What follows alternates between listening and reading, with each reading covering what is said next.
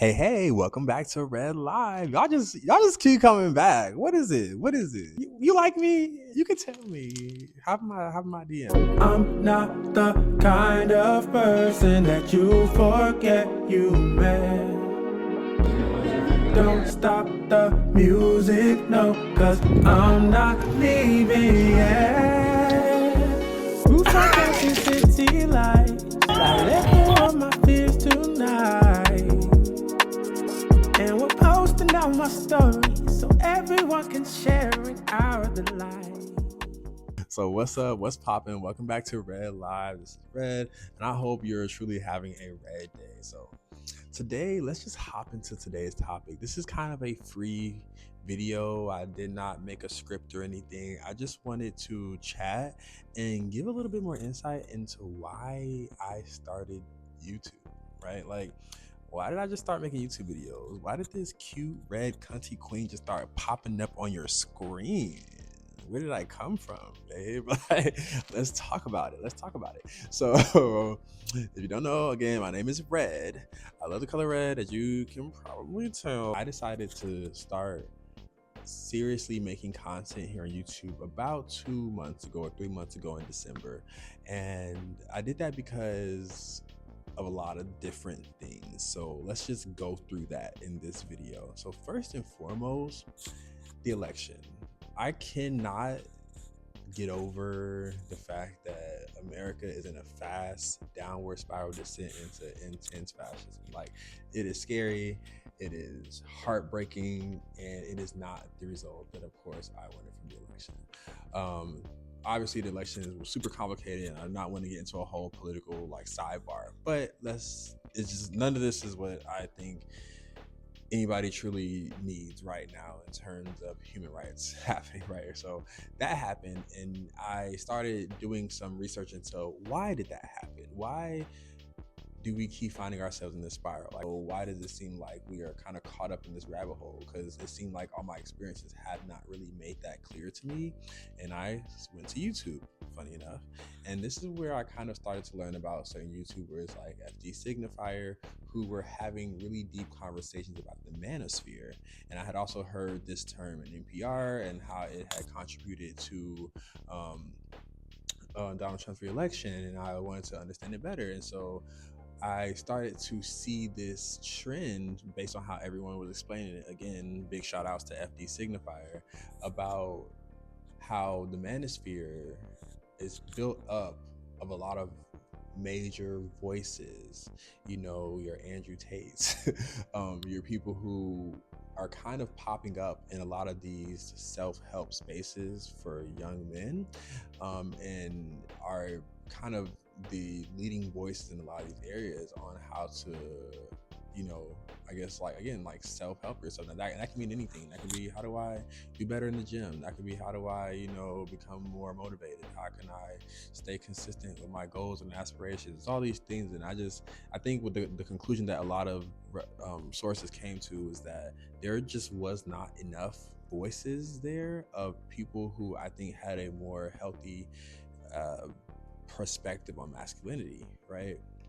And so I really wanted to be part of a new wave that I see forming literally right now. I've seen just in the last few weeks new podcasts and pages turn up on my YouTube, where we need to populate this space, right? Like, people who have a voice, who can kind of detract from this like negative hyper masculinity that has taken hold, should be making content. We should be making content. We should be making content. We should be making podcasts. We should be making YouTube videos.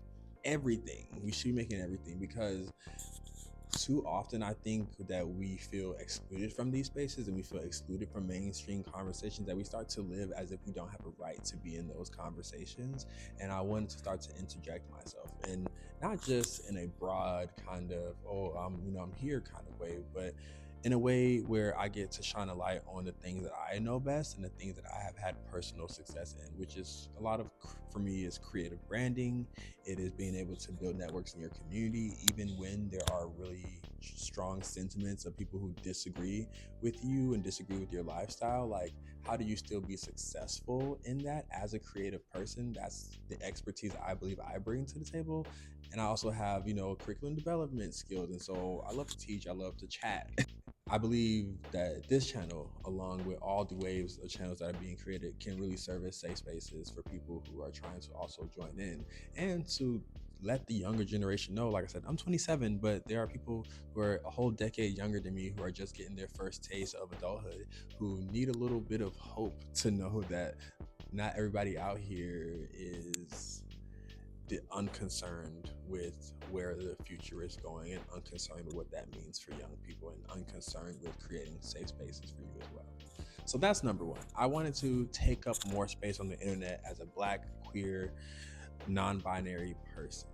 But number two, I wanted to really start connecting and building community outside of my local community, right? Sometimes, you don't know, I'm here in Detroit, and it can feel kind of stifling and repressive for those of us who are non-binary or trans, and it still can be very dangerous. So I think that the community that I am building here, that I have here, it's great. I love it, and I love the ability to continue to nurture it. But I wanted to grow that, and I wanted to see who out there in the ether, in the universe, who are on this YouTube space, wanted to connect and share ideas around how to be better at creatively promoting ourselves, right? And connecting over creative ideas. And honestly, this is just important because art is propaganda. Let's just face it, right? Art is propaganda. Art is propaganda. And if we don't understand how to use it for our own purposes, how to use art as a tool to spread the messages we want to hear, we want to see, we want to feel, then we're going to end up being subject to all the messages and propaganda that those who do not have our best interests want to inundate us with. And so coming here is also kind of joining the revolution in a weird way and allowing for there to be positive content in the world. So that was just a whole other reason why I saw myself leaning towards this. Like, I need to show up and let you all know who I am, let you all know what my values are, and kind of take part in this dismantling of public perfection, right? I think that's what I saw in TikTok. That's what I saw in so many spaces. And that's what I see in some of my favorite YouTubers, this dismantling of perfection where we get to just kind of be ourselves and connect with who likes us as ourselves, and not maintain this weird tradition that we've had here for so long of pretending and masking and coping, and that being the first way that people meet us. That can't be the best way we build community. And I'm hoping that this channel serves as a representation of that. Lastly, I want to document my life. I want to document what's happening. I want to document the projects that I'm participating in. And I want to maybe help anybody else who is trying to find their way creatively. And I'm also, again, going back to the community aspect, hoping to find people who can also fill me up creatively. Like I said, I've found some amazing YouTubers who do video essays and deep thought analytical pieces. And I'm discovering my nerd. I'm discovering I'm a nerd. I love this shit, right? And I spent so much of my life trying to be cool and trying to be things that other people wanted to be, that I never truly embraced my nerdness. Like, the way I've been binging on Crunchyroll, you don't even understand. Like, and so this is really who I am. And now that I'm feeling comfortable with who I am and loving who I am, and allowing it to fully infiltrate all of these different creative spaces in my life, I want to connect with other people who are doing the same thing, because there's something special about that. And I know that not everyone is doing it. So many people have let their light kind of die, and it's a big reason why we find ourselves in this predicament that we are now. Like, literally, hope is being drained, and that's a lot of the fear mongering that we're seeing going on today, when, like, with the same political things I referenced in the beginning. So I'm here to just be a light. Why not? Why not? And why not seek out joy? Why not seek out the connection that I could possibly have here? And who knows what it can do? I've seen YouTube change the lives of so many people, and I'm hoping that it can also do the same for me. So if you resonate with that, if that means anything to you, if you're also trying to figure out what this creative life may mean for you, come with me on this journey. Follow, subscribe, comment, like, tell me what videos you're curious about. Go on my Instagram and tell me what projects and paintings you want me to expand about. And yeah, like, join the red team. Like, it's very cute over here. I don't know if you see the backdrop. Like, it's cute. We're eating. Okay. So come on. Like I said, I'm red. And I'm here to connect with you.